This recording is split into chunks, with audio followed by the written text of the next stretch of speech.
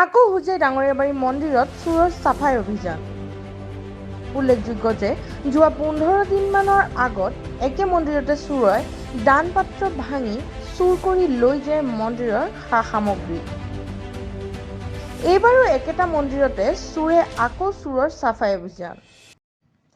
বহুকেইজন চোৰক আৰক্ষীয়ে আটক কৰিছে যদিও বৰ্তমানলৈ কোনো সংসূত্ৰ উলিয়াব পৰা নাই।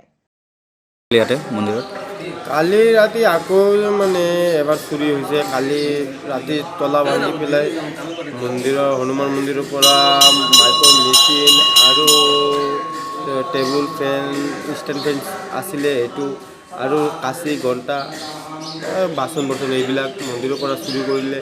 আৰু ৰামায়ণখন আছিলে হনুমান মন্দিৰৰ এইখন নিচে পেলাই দিছে।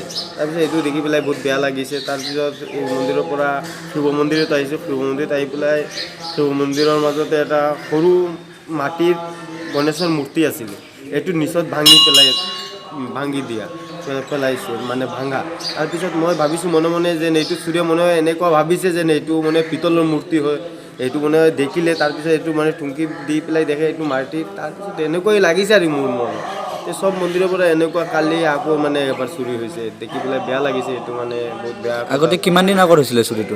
আগতে মানে হৈছিলে 15 দিন হ'ব এনেকুৱা। আপোনালোকে আৰক্ষীক কিবা জনাইছিল নেকি? আকৌ আৰক্ষীটো জনাই নাই। এতিয়া মই ভাবিছোঁ আজি যাম, এতিয়া গৈ পেলাই আৰু মানে এটা এজাহাৰ দিবতো লাগিবই। এতিয়া এনেকুৱা চুৰি হোৱাটোতো ভাল নহয়। এইটো দেখাটো বহুত বেয়া লাগি আছে।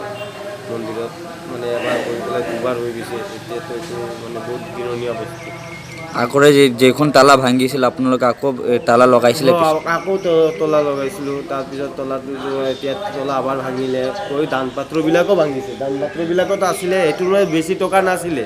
এই দান পাত্ৰবিলাক অলপ টকাৰ কাৰণে মই ভাবিছোঁ এইটো মানে তলাৰ টকাও মানে পোৱা নাই। তলাবিলাক ভাঙিলে আবাৰ দান পাত্ৰ মানে কি ক'ম আৰু মানে এইটো মানে একেবাৰে মানে এতিয়া কেনেকুৱা হৈছে মানে মই ভাবি আছোঁ মানে এইটো সন্দেহ কি হয়, লোকেল হ'বনে ইয়াৰ? লোকেল কেনেকুৱা ক'ম মই লোকেল মানে কথা হৈছে চোৰে মানে এতিয়া কেইদিন পিছতো হৈ আছে এনেকুৱা সময়। কালি ৰাতি মইতো 12টা-1টা বজালৈকে মই খেয়াল ৰাখোঁ যে কেনেকুৱা, কিন্তু এইটো 12টা-1টাৰ পিছতে তেতিয়াতো খবৰো টোপনিটো অলপ মানে গাঢ় হয়। তেতিয়া এই সময়ত হ'ব পাৰে কিবা হৈছে, এইটোতো মই ক'ব নোৱাৰিম। কিন্তু 12টা-1টা মানৰ আগতে নহয়, এইটো তাৰ পিছতে হৈছে এই ঘটনাটো। ইয়াতে কিবা পাহাৰৰ ব্যৱস্থা নাই নেকি? এতিয়া পাহাৰৰ ব্যৱস্থাটো ৰাইজে মাতি আছে, শুনিছোঁ যেন এইটো পাহাৰৰ ব্যৱস্থাটো কৈ আছে এইটোৱে। হোজাইৰ পৰা প্ৰদীপ দাসৰ প্ৰতিবেদন ND 24/7।